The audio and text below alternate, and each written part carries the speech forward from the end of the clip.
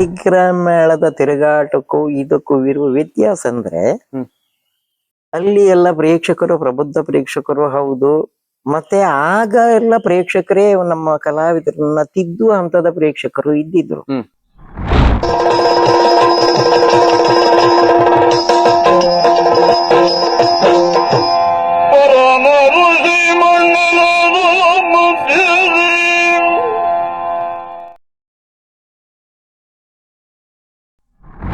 ಅಲ್ಲ ಕೆಲವೊಂದು ಹೇಳ್ಬೇಕಾಗ್ತದೆ ಹೇಳುವ ಅಂದ್ರೆ ಹೀಗ್ ಮಾಡ್ತಾ ಇದ್ರು ಅಂತ ಹೇಳ್ಬಹುದು. ಹೀಗೆ ಮಾಡು ಅಂತೇಳಿ ಹೇಳುವುದು ಒಂದ್ ರೀತಿ ಅಧಿಕಾರವಾಣಿ ಆಗುತ್ತೆ. ಕೆಲವೊಮ್ಮೆ ಕೆಲವರಲ್ಲಿ ಹೇಳುವಾಗ್ಲೂ ಸ್ವಲ್ಪ ನಾವು ಹೇಳುವಾಗ ಸ್ವಲ್ಪ ಸಂಬೋಧನೆಯನ್ನ ಸ್ವಲ್ಪ ಯೋಚನೆ ಮಾಡಿಯೇ ಮಾಡ್ಬೇಕಾಗುತ್ತೆ. ಏನ್ ಮಾಡುವ, ಕೆಲವೊಮ್ಮೆ ಹಾಗೆ ಅಲ್ವಾ. ಕಾಲಮಾನಗಳೆಲ್ಲ ಬದಲಾಗ್ತಾ ಇದ್ದ ಹಾಗೆ ಕೆಲವೊಂದು ಆಗ್ತದೆ, ಮಾಡುವಾಗಿಲ್ಲ ಅದಕ್ಕೆ. ತಾವು ಸಾಲಿಗ್ರಾಮ ಮೇಳದಿಂದ ಮಂದಾರ್ತಿ ಮೇಳಕ್ಕೆ ಬರ್ತೀರಿ ಸರ್. ಯಾಕೆ ಸರ್ ಸಾಲಿಗ್ರಾಮ ಮೇಳದಲ್ಲಿ ಇದ್ರಿ ಅಷ್ಟು ವರ್ಷ ಕಾಲ, ಬದಲಾವಣೆ ಬೇಕು ಅಂತ ಅನ್ಸಿದ್ ಯಾಕೆ? ಬದಲಾವಣೆ ಬೇಕು ಅನ್ನಿಸಿದ್ದು ನನ್ನ ವೃತ್ತಿ ಜೀವನಕ್ಕೆ ಬದಲಾವಣೆ ಬೇಕು ಅನ್ನಿಸಿ ಬಂದದ್ದಲ್ಲ. ನನ್ನ ವೈಯಕ್ತಿಕವಾದ ಕೆಲವೊಂದು ಇದರಿಂದ ಅಂದ್ರೆ ನಂಗೆ ಮನೆಯಲ್ಲಿ ಅನುಕೂಲಗಳು ಕೆಲವು ಒಂದು ಇದಾಯ್ತು. ಅಂದ್ರೆ ಸಾಲಿಗ್ರಾಮ ಮೇಳದಲ್ಲಿ ಇದ್ರೆ ದೂರದಕ್ಕೆ ಆಟಗಳು, ಇಲ್ಲಿ ಸಮೀಪದ ಆಟಗಳು ಇಲ್ಲ. ಮನೆಯಲ್ಲಿ ಆಗ ಅಪ್ಪನಿಗೂ ವಯಸ್ಸಾಗಿತ್ತು, ಅಮ್ಮನಿಗೂ ವಯಸ್ಸಾಗಿತ್ತು. ಆಮೇಲೆ ನಮ್ಮ ಅಮ್ಮನ ಅಣ್ಣ ಒಬ್ಬರಿದ್ರು, ಅವರು ಒಬ್ಬರು ವಯಸ್ಸಾದವರು ಇದ್ದಿದ್ರು. ಈ ಮೂವರು ಮತ್ತೆ ನನ್ನ ಹೆಂಡತಿ. ಮತ್ತೆ ನಿಮ್ಮ ಸಹೋದರರೆಲ್ಲ ಬೇರೆ ಕಡೆ ಇದ್ರ ಸರ್? ಅವರೆಲ್ಲ ಹೊರಗಡೆ ಉದ್ಯೋಗದಿಂದ, ಮದುವೆದ ಹೆಣ್ಣು ಮಕ್ಕಳೆಲ್ಲ ಅವ್ರ ಬಾಡಿಗೆ ಅವರು ಗಂಡನ ಮನೆಯಲ್ಲಿ. ಆಮೇಲೆ ಬೇರೆ ಉದ್ಯೋಗದಿಂದ ಮನೆಯಲ್ಲಿ ಇರುವುದಿಲ್ಲ. ನಾನೊಬ್ಬನೇ ಇವ್ರನ್ನೆಲ್ಲ ಹಾಕೊಂಡು ಇರ್ಬೇಕಿತ್ತು. ಅದರಲ್ಲಿ ಅವರಿಗೆಲ್ಲ ವಯಸ್ಸಾಯ್ತು. ಹೆಂಡತಿ ಒಬ್ಳು ಅವ್ರನ್ನೆಲ್ಲ ನೋಡ್ಕೊಂಡು ಇರುವುದು ಇದು ಸ್ವಲ್ಪ ಕಷ್ಟದ ಕೆಲಸ. ಅಂದ್ರೆ ಒಂದು 15 ದಿವಸ ಮನೆ ಬರ್ಲಿಕ್ಕೆ ಆಗದೆ ಇರೋದು, ಹೀಗೆಲ್ಲ ಆಗ್ತಾ ಇತ್ತು. ದೂರದ ಆಟಗಳು ಸಮಸ್ಯೆ ಆಗ್ತಾ ಇತ್ತು. ಅದೆಲ್ಲದಕ್ಕೂ ಒಂದು ಪರಿಹಾರ ಮಂದಾರ್ತಿ ಮೇಳ ಅನುಕೂಲ ಆಗುತ್ತೆ ಅನ್ನುವ ಕಾರಣದಿಂದಲೇ ನಾನು ಬಂದದ್ದು. ಮತ್ತೆ ಸಾಲಿಗ್ರಾಮ ಮೇಳದಿಂದ ಬರುವಲ್ಲಿ ಕಾರಣ ಇದೆ, ಬೇರೆ ಯಾವ್ದಿಲ್ಲ. ನನಗೆ ನನ್ನ ವೈಯಕ್ತಿಕವಾದ ಅನುಕೂಲಕ್ಕೆ ಸರಿಯಾಗಿ ನಾನು ಬಂದ. ಇಲ್ಲಿ ಹೇಗೆ ಸರ್, ಇಲ್ಲಿಗೆ ಬಂದದ್ದು ನೀವು ಯಾವ ವೇಷಧಾರಿಯಾಗಿ? ನಾನು ಇಲ್ಲಿ ಪುರುಷ ವೇಷ ಜಾಗಕ್ಕೆ ಬಂದ. ಅಲ್ಲಿ ಯಾವ ವೇಷ? ಅಲ್ಲಿ ಎಲ್ಲವೂ ಮಾಡ್ತಿದ್ದೆ, ಆಲ್ರೌಂಡ್. ನಾನು ತುಂಬಾ ದೊಡ್ಡ ಎಲ್ಲ ವೇಷವನ್ನು ಮಾಡ್ತಾ ಇದ್ದವ ನಾನು. ನೀವು ಹಾಗೆ ಹೇಳಿದ್ರಿ, ಎಲ್ಲ ವೇಷವನ್ನು ಮಾಡ್ತಾ ಇದ್ದವ. ಇದ್ರಲ್ಲೇ ನಾನು ಇದ್ದವ. ನಾನು ಇಲ್ಲಿಗೆ ಒಂದು ಪುರುಷ ವೇಷದ ಸ್ಥಾನಕ್ಕೆ ಬಂದೆ ನಾನು. ಆನಂತರ ಈಗ 20 ವರ್ಷ ಕಳೆದು ಹೋಯ್ತು. 20 ವರ್ಷ ಒಂದೇ ಮೇಳದಲ್ಲಿ ಅಲ್ಲಿ ಕಳೆದು. ನನ್ನದು 2 ಮೇಳ. ನನ್ನ ಯಕ್ಷಗಾನ 41 ವರ್ಷದ ತಿರುಗಾಟದಲ್ಲಿ 2 ಮೇಳ. ಸಾಲಿಗ್ರಾಮ ಮಂದಾರ್ತಿ, ಸಾಲಿಗ್ರಾಮ ಮಂದಾರ್ತಿ. ಹೌದು, ಹೀಗೆ ನಡೆದು ಬಂದದ್ದು. ಹಾಗೆ ಅಂದ್ರೆ ಈ ಮಂದಾರ್ತಿ ತಿರುಗಾಟದ ಬಗ್ಗೆ ಹೇಳಿದರೆ ಏನು ಹೇಳಿ? ಯಾವ ತರ ಇದು ತಿರುಗಾಟ ಬಹಳ ಖುಷಿ ಕೊಡುವಂತದ್ದೇ.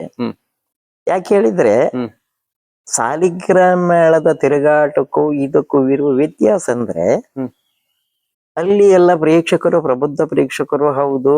ಮತ್ತೆ ಆಗ ಎಲ್ಲ ಪ್ರೇಕ್ಷಕರೇ ನಮ್ಮ ಕಲಾವಿದರನ್ನ ತಿದ್ದುವ ಹಂತದ ಪ್ರೇಕ್ಷಕರು ಇದ್ದಿದ್ರು. ಪ್ರಜ್ಞಾವಂತ ಪ್ರೇಕ್ಷಕರಾಗಿ ಎದುರು ಆಟ ನೋಡ್ತಾ ಇದ್ದವರು, ನಮ್ಮಿಂದ ಯಾವುದೋ ಒಂದು ರಂಗದಲ್ಲಿ ತಪ್ಪಾದದಿದ್ರೆ ಅವರಾಗಿ ಬಂದು ಹೇಳ್ತಾ ಇದ್ರು. ಅಂತ ಪ್ರೇಕ್ಷಕರು ಇದ್ರು. ಚೌಕಿ ಬಂದು ನೋಡಪ್ಪ ಅದ್ ಹಾಗಲ್ಲ ಹೀಗೆ ಅಂತ ಸರಿ ಮಾಡಿ ಹೇಳ್ತಾ ಇದ್ರು. ಮತ್ ನೀನ್ ಅದನ್ನ ಹಾಗೆ ಮಾಡ್ಬೇಡ, ಹೀಗೆ ಮಾಡು, ಒಳ್ಳೇದಾಗ್ತದೆ ಅಂತ ಸಲಹೆ ಕೊಡ್ತಾ ಇದ್ರು. ಅಂತ ಪ್ರೇಕ್ಷಕರು ಇದ್ದಿರು. ಆ ನಂತರ ಅದೆಲ್ಲ ಕಳೀತಾ ಬಂತು. ಹೆಚ್ಚಿಗೆ ಹೇಳಿದ್ರೆ ನಾವುಡ್ರ ನಂತರದಲ್ಲಿ ಅದು ಸ್ವಲ್ಪ ಕಳಿಯುವುದಕ್ಕೆ ಹೆಚ್ಚು ತೊಡಗಿತ್ತು. ಆದ್ರೂ ಕೆಲವೊಂದು ಪ್ರಸಂಗಗಳೆಲ್ಲ ಆಗ್ತಾ ಇದ್ದಿತ್ತು, ನಡೀತು ಇಡೀ. ಅದು 18 ವರ್ಷ ಕಳೆದ ಮೇಲೆ ಮಂದಾರ್ತಿ ಬಂದ ನಂತರ ಅಲ್ಲಿ ಒಂದು ಡೇರೆ ಮೇಳ, ಕಲೆಕ್ಷನ್ ದೃಷ್ಟಿಯಿಂದ ಹೊಸ ಪ್ರಸಂಗಗಳು ಬರುವುದು. ಆದ್ರೆ ಇಲ್ಲಿ ಹಾಗಲ್ಲ. ಇಲ್ಲಿ ಭಾವುಕತೆ, ತಮ್ಮದೊಂದು ಸೇವೆ. ಈ ಸೇವೆ ಒಂದು ಒಳ್ಳೆ ರೀತಿಯಲ್ಲಿ ಆಗಬೇಕು ಎನ್ನುವುದಾಗಿ ಎಲ್ಲಿವರೆಗೆ ಕೇಳಿದ್ರು ಬಹಳ ಅತ್ಯಂತ ಗೌರವದಿಂದ, ಒಂದು ಪ್ರತಿ ಹರಕೆದಾರರು ಹಾಗೆ ಬಹಳ ಗೌರವದಿಂದ ಕಂಡುಕೊಳ್ತಾ ಇದ್ರು. ಒಬ್ಬ ಕಲಾವಿದನನ್ನ ಬಹಳ ಎತ್ತರಕ್ಕಿಟ್ಟು ನೋಡ್ತಾ ಇದ್ರು ಮಂದಾರ್ತಿ ಮೇಳದಲ್ಲಿ. ಇದು ದೊಡ್ಡ ಇದು. ಹಾಗಾಗಿ ನಾವು ಸಹ ಅವರೊಂದಿಗೆ ಇರುವ ನಾವು ಸಹ ಬಹಳ ಅತ್ಯಂತ ಮುತುವರ್ಜಿಯಿಂದ ಇರಬೇಕು. ಯಾಕೆಂದ್ರೆ ಅವರಷ್ಟು ನಮ್ಮನ್ನ ದೇವ್ರ ಕಾಣ್ತಾ ಇದ್ರು. ನಾವು ಅದಕ್ಕೆ ಸರಿಯಾಗಿ ನಡ್ಕೊಂಡು ಇರ್ಬೇಕು ಅನ್ನೋದೊಂದು ನಮ್ಮಲ್ಲಿ ಜಾಗೃತವಾಗಿರ್ತಾ ಇತ್ತು. ಚೌಕಿಯಲ್ಲಿ ಇರುವಾಗ್ಲೂ, ಚೌಕಿಗೆ ಹೋಗಿ ಬರುವಾಗ್ಲೂ ಅಷ್ಟೊಂದು ಶಿಸ್ತಿನಿಂದ ಇರುವುದು. ಇದೆಲ್ಲವೂ ಎಲ್ಲ ಕಲಾವಿದರು ಮಾಡ್ಕೊಂಡಿದ್ದದ್ದೇ ಮಾಡಬೇಕಾದ್ದೆ. ಯಾಕೆಂದ್ರೆ ಇಲ್ಲಿ ಭಾವುಕತೆಗೆ ಸಂಬಂಧಪಟ್ಟ ಹೌದು. ಬೆಳಕಿನ ಸೇವೆ. ಎಷ್ಟೋ ವರ್ಷದಿಂದ ಒಂದು ಹರಕೆ ಹೇಳ್ಕೊಂಡು ನಮ್ಗೆ ಆಟ ಸಿಗ್ಲಿಲ್ಲ ಅಂತ ಹೇಳ್ತಾ ಇದ್ದವ್ರು ಒಂದು ಆಟ ಸಿಕ್ಕಿದಾಗ ಅವರಿಗಾಗುವ ಒಂದು ಖುಷಿಯೇ ಬೇರೆ. ಆ ಸಂದರ್ಭದಲ್ಲಿ ಬಂದ ಎಲ್ಲವರನ್ನು ನೋಡ್ಕೊಳ್ಳುವ ರೀತಿಯು ಹಾಗೆ ಇದ್ದಿತ್ತು. ಅದೆಲ್ಲ ಬಹಳ ಮೆಚ್ಚುವಂತದ್ದು, ಬಹಳ ಮನಸ್ಸಿಗೆ ಸಮಾಧಾನ ತರುವಂತದ್ದು. ಮಂದಾರ್ತಿ ಮಾಡಿದೆ ಇಡೀ ರಾತ್ರಿ ಆಟ ಆಗ್ತಾ ಇದ್ದಾಗಲಿಕ್ಕೆ ಅದು ಒಂಥರದ ಖುಷಿ ಇದ್ದಿತ್ತು ಆಗ. ಆದ್ರೆ ಈಗ ಕಾಲಮಿತಿ ಆಯ್ತು. ಕಾಲಮಿತಿ ಆದಾಗ್ಲೂ ಆ ರೀತಿಯ ಭಾವುಕತೆಗೆ ಬರಗಾಲ ಬಂದಿದೆ ಅಂತ ನಾನು ಹೇಳುವುದಿಲ್ಲ, ಅದು ನಡೀತಾ ಇದೆ. ನಮಗೆ ಮಾತ್ರ ಸ್ವಲ್ಪ ಅಸಮಾಧಾನ ಆಗ್ತದೆ. ಅಂದ್ರೆ ಕೆಲವೊಂದು ಪಾತ್ರ ಪ್ರಸಂಗಗಳನ್ನ ಚುಟುಕು ಮಾಡುವುದು, ರಂಗಸ್ಥಳಕ್ಕೆ ಹೋದ ನಮಗೆ ಒಂದು ಪಾತ್ರ ನಿರ್ವಹಣೆ ಮಾಡುವಲ್ಲಿ ಆ ಪಾತ್ರಕ್ಕೆ ಎಷ್ಟು ಬೇಕೋ ಅಷ್ಟನ್ನು ಕೊಟ್ಟು ಬರುವುದಕ್ಕಾಗದೇ ಇದ್ದದ್ದು. ಸಮಯ ಸಾಕಾಗುದಿಲ್ಲ, ಸಮಯದ ಒತ್ತಡ. ಇನ್ನೊಂದು, ಕೆಲವೊಂದು ಪಾತ್ರಗಳನ್ನ ಆ ಭಾವನೆಯನ್ನು ಪೂರ್ಣ ಭರಿಸಿಕೊಳ್ಳುವುದಕ್ಕೂ ಆಗುವುದಿಲ್ಲ. ಯಾಕೆ ಹೇಳಿದ್ರೆ ನಮಗೆ ಒಂದು ರೀತಿಯ ಒಳಗಿನಿಂದ ಸಮಯದ ಒತ್ತಡ ನಮ್ಮನ್ನು ಕಾಡ್ತಾ ಇರು. ಹಾಗಾಗಿ ನಮ್ಮನ್ನು ನಾವು ತೊಡಗಿಸಿಕೊಳ್ಳುವುದು ಸ್ವಲ್ಪ ಕಷ್ಟ ಆಗಿದೆ. ಇತ್ತೀಚೆಗೆ ಸ್ವಲ್ಪ ಅದಕ್ಕೆ ನಾವು ಹೊಂದಿಕೆ ಆಗ್ತಾ ಬಂದಿತ್ತು ಈಗ.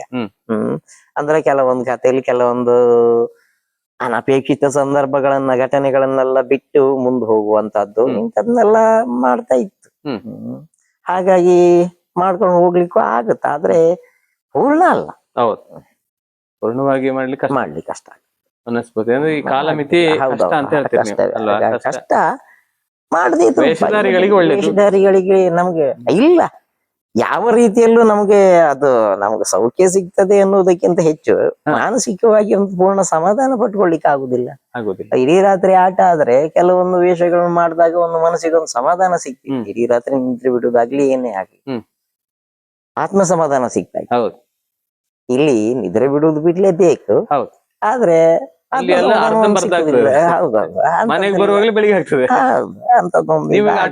ಬರ್ತೀರಾ ಸರ್? ಆಟ ಮುಗಿದುಕೊಳ್ಳೆ ಬರೋದಕ್ಕೆ ಯಾರಾದ್ರೂ ಬರುವ ಹುಡುಗರಿದ್ದಾಗಲಿ ಅಲ್ಲೇ ಹೊರಟಾಗುದು. ಆದ್ರೆ ಈಗಂತೂ ಆಗುದಿಲ್ಲ, ಈಗ ಬರ್ಲೇಬೇಕು. ಘಟ್ಟದಲ್ಲಿ ಆಟ ಇದ್ರು ನಾನೀಗ ಮನೆಗೆ ರಾತ್ರಿ ಬರ್ಲೇಬೇಕು. ಇಲ್ಲೂ ಮಕ್ಕಳಿರುವವರು, ಈಗ ಮಗಳು ಇಲ್ಲ ಇದ್ದಾಳ, ಆದ್ರಿಂದ ಬರ್ಲೇಬೇಕಾಗತ್ತೆ. ಮೊದ್ಲೆಲ್ಲ ಬರ್ಬೇಕಿತ್ತು. ಮಗ ಒಬ್ಬನೇ ಇರ್ತಿದ್ದ, ಮಗ ಅವನು ಶಾಲೆಗೆ ಹೋಗಿ ಬಂದವ, ಮತ್ತ ಅವನು ಬೆಳಿಗ್ಗೆ ಎದ್ದು ಕಾಲೇಜಿಗೆ ಹೋಗ್ತಾವ. ಎಂತ ಮಾಡುದು, ಅವನು ಒಬ್ಬನೇ ಮಾಡ್ಕೊಂಡು ಬರ್ಬೇಕಿತ್ತು. ಹೇಗೆ ಬರ್ತೀರಿ ಸರ್? ಈಗ ಬಸ್ ಹತ್ಕೊಂಡು ಬರ್ತೀರಿ? ಹೇಗೆ ಬೈಕ್? ಇಲ್ಲ, ಬಸ್ ಎಲ್ಲಿತ್ತು ರಾತ್ರಿ 2 ಗಂಟೆ ನಂತರ ಬಸ್. ಬೈಕಲ್ಲಿ ಬರ್ತೀರಿ? ಯಾರದ್ದಾದ್ರೂ ಬೈಕ್. ಈಗ ನನ್ನ ಹತ್ರ ಯಾವ್ದೇ ಗಾಡಿ ಇಲ್ಲ, ನಾನ್ ಬೈಕ್ ಬಿಡುವನು ಅಲ್ಲ. ನನ್ನ ಹತ್ರ ಸೈಕಲ್ ಈಗ ಮೂಲೆಯಲ್ಲಿತ್ತು. ಈಗ ನನ್ನದು ವಾಹನ ಅದೇ. ಹೌದು, ಅದ್ರಲ್ಲೇ ನಾನು ಮಂದಾರ್ತಿಯಲ್ಲಿ ಎಲ್ಲ ತಿರುಗಾಡ್ತಾ ಇದ್ದೆ. ಒಂದು 20 ವರ್ಷದಿಂದ ಸೈಕಲ್ ಅಲ್ಲೇ ಬಳಸ್ತಾ ಇದ್ದೆ ನಾನು. ಬೇರೆ ಬೈಕ್ ಮಾಡದೆ ಉಪಯೋಗಿಸ್ಲೇ ಇಲ್ಲ ನಾನು.